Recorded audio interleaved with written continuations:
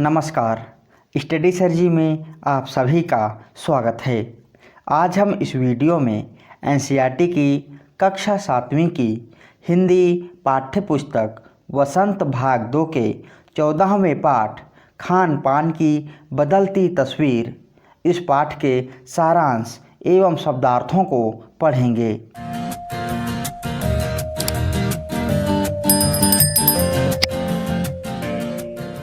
आइए वीडियो शुरू करते हैं।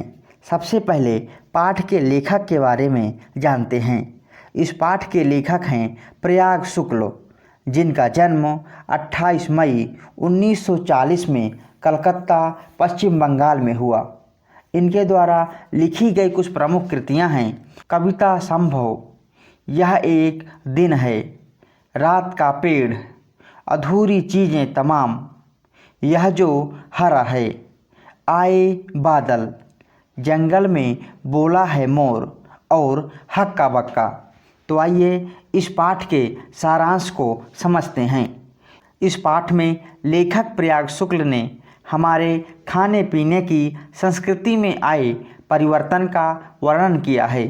किस प्रकार नई नई खाद्य वस्तुएं स्थानीय व्यंजनों में, पकवानों में शामिल होकर अपनी उपयोगिता बढ़ाती जा रही हैं। आइए देखते हैं खान पान की संस्कृति में क्या क्या बदलाव आया है। तेज़ी से बदलती इस दुनिया में जब सब कुछ बदल रहा है और साथ में हमारा खान पान भी प्रभावित हुआ है। दक्षिण भारतीय खाद्य पदार्थ इडली, डोसा, बड़ा सांभर, रसम अब उत्तर भारत में भी मिल सकते हैं। उत्तर भारतीय रोटी, दाल, साग अब पूरे देश में कहीं भी मिल सकते हैं। आगे लेखक कह रहे हैं कि चाइनीज और 2 मिनट नूडल्स से लोग भली भांति परिचित हो चुके हैं। गुजराती ढोकला अब गुजरात तक सीमित नहीं रहा। बंगाली मिठाइयाँ अब कई शहरों से खरीदी जा सकती हैं। अब तो स्थानीय व्यंजनों के साथ अन्य प्रदेशों के व्यंजनों का स्वाद भी मिल जाता है। आगे लेखक बता रहे हैं कि नई पीढ़ी पर बदलती संस्कृति का क्या प्रभाव पड़ा।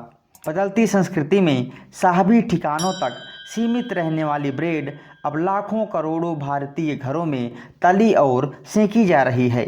युवा पीढ़ी तो पहले ही स्थानीय व्यंजनों के बारे में कम जानती थी, ऊपर से स्थानीय व्यंजन भी कम होते जा रहे हैं।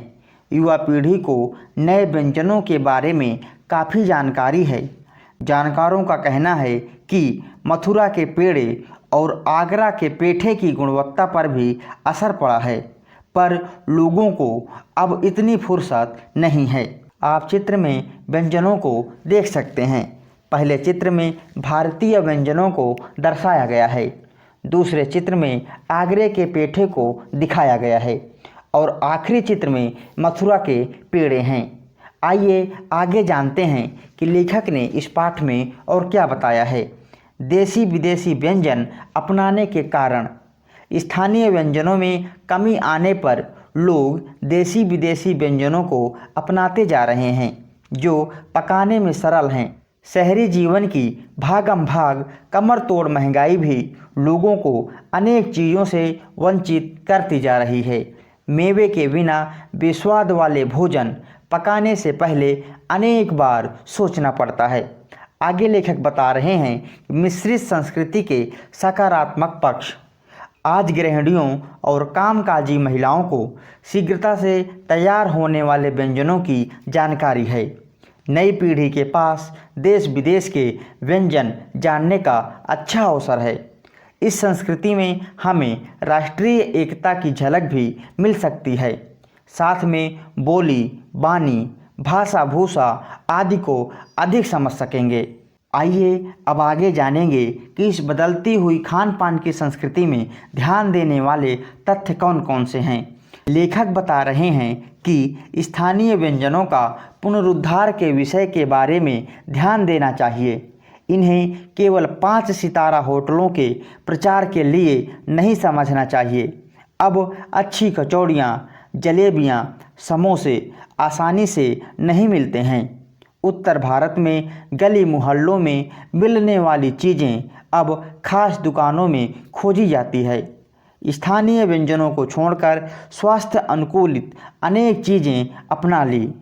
इस मिश्रित संस्कृति में कई बार चीज़ों का स्वाद नहीं ले पाते हैं। विपरीत प्रकृति वाले व्यंजन परोसने के कारण स्थानीय व्यंजनों का लाभ नहीं उठा पा रहे हैं।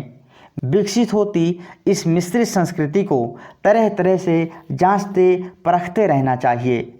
आप चित्र में भारतीय व्यंजनों को देख सकते हैं जो कि किसी समय आसानी से दुकानों में मिल जाया करते थे, लेकिन लेखक बता रहे हैं ये सारे खाद्य पदार्थ अब तो 5 सितारा होटलों में ढूंढने पड़ते हैं। तो आइए इस पाठ में आए कठिन शब्दों के अर्थ जानते हैं। संस्कृति का अर्थ है रीति रिवाज अथवा परंपरा। सीमित, संकुचित, विज्ञापित, विज्ञान में दिखाया गया। मसलन जैसे कस्बा, छोटे नगर। फुर्सत, आराम, गृहिणी, घर में काम करने वाली महिला। दुस्साध्य, कठिन परिश्रम वाला। जटिल, मुश्किल। मिश्रित, मिलाजुला। सुयोग, सुंदर अवसर। निखालिस, शुद्ध। विस्तार, फैलाव। पुनरुद्धार, फिर से बढ़ावा देना। दुर्भाग्य, बदकिस्मती, दुर्गति होना, बुरी हालत होना। आम, साधारण। अनुकूलित, माफिक। प्रतिभोज, दावत। अवसर, मौका। और अंकुरित होने का अर्थ है निकलना। तो इस प्रकार खान पान की बदलती तस्वीर, इस पाठ के सारांश और शब्दार्थों को हमने पढ़ लिया है।